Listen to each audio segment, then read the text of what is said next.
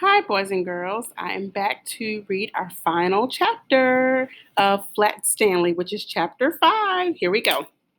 Author's good idea. For a while, Stanley Lambchop was a famous name. Everywhere that Stanley went, people stared and pointed at him. He could hear them whisper, "Over there, Agnes, over there. That must be Stanley Lambchop, the one who caught the sneak thieves," and things like that. But after a few weeks, the whispering and the staring stopped. People had other things to think about. Stanley did not mind. Being famous had been fun, but enough was enough. And then came a further change, and it was not a pleasant one. People began to laugh and make fun of him as he passed by. "Hello, Super Skinny," they would shout, and even ruder things about the way he looked. Stanley told his parents how he felt. "It's the other kids I mostly mind," he said. "They don't like me anymore because I'm different. Flat." "Shame on them," Mrs. Lambchop said. "It is wrong to dislike people for their shapes, or their religion for that matter, or the color of their skin." "I know," Stanley said. "Only maybe it's impossible for everybody to like everybody." "Perhaps," said Mrs. Lambchop, "but they can try." Later that night, Arthur Lambchop was woken by the sound of crying. In the darkness, he crept across the room and knelt by Stanley's bed. "Are you okay?" he said. "Go away," Stanley said. "Don't be mad at me," Arthur said. "You're still mad because I let you get tangled the day you were my kite, I guess." "Skip it, will you?" Stanley said. "I'm not mad. Go away." "Please, let's be friends." Arthur couldn't help crying a little too. "Oh, Stanley," he said, "please tell me what's wrong." Stanley waited for a long time before he spoke. "The thing is," he said, "I'm not just happy anymore. I'm tired of being flat. I want to be a regular shape again like other people. But I'll have to go on being flat forever. It makes me sick."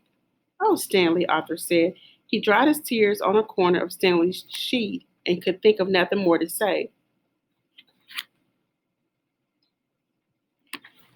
"Don't talk about what I just said," Stanley told him. "I don't want the folks to worry. That would only make it worse." "You're brave," Arthur said. "You really are." He took hold of Stanley's hand. The two brothers sat together in the darkness, being friends. They were both still sad, but each one felt a little better than he had before.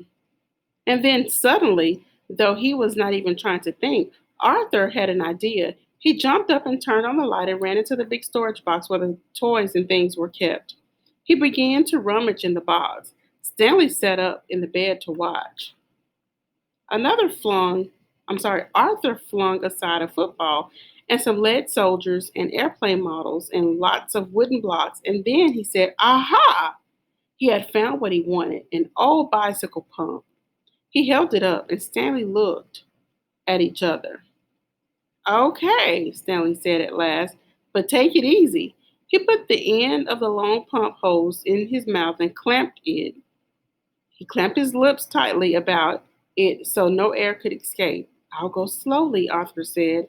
"If it hurts or anything, wiggle your hand at me." He began to pump. At first, nothing happened except that Stanley's cheeks bulged a bit. Arthur watched his hand, but there was no wiggle sign, so he pumped on. Then suddenly Stanley's top half began to swell. It's working, shouted Arthur, pumping away. Stanley spread his arms so that the air could get around inside him more easily. He got bigger and bigger. The buttons of his pajamas top burst off. Pop, pop, pop. A moment more, and he was all rounded out, head and body, arms and legs, but not his right foot. That foot stayed flat. Arthur stopped pumping. It's like it's like trying to do the very last bit of those long balloons, he said.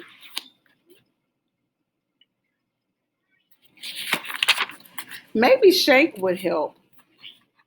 Stanley shook his right foot twice, and with a little whooshing sound, it was swelled out to match the left one.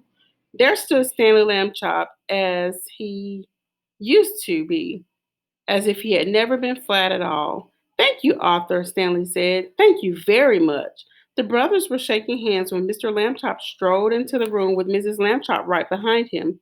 "We heard you," said Mr. Lambchop. "Up and talking when you ought to be asleep, huh?"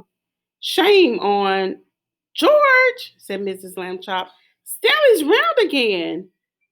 "You're right," said Mr. Lambchop, noticing. "Good for you, Stanley." "I'm the one who did it," Arthur said. "I blew him up." Everyone was terribly excited and happy, of course. Mrs. Lambchop made hot chocolate to celebrate the occasion, and several toasts were drunk to Arthur for his cleverness. When the little party was over, Mr. and Mrs. Lambchop tucked the boys back into their beds and kissed them. And then they turned out the light. "Good night," they said. "Good night," said Stanley and Arthur. It had been a long and tiring day. Very soon, all the Lambchops were asleep. The end.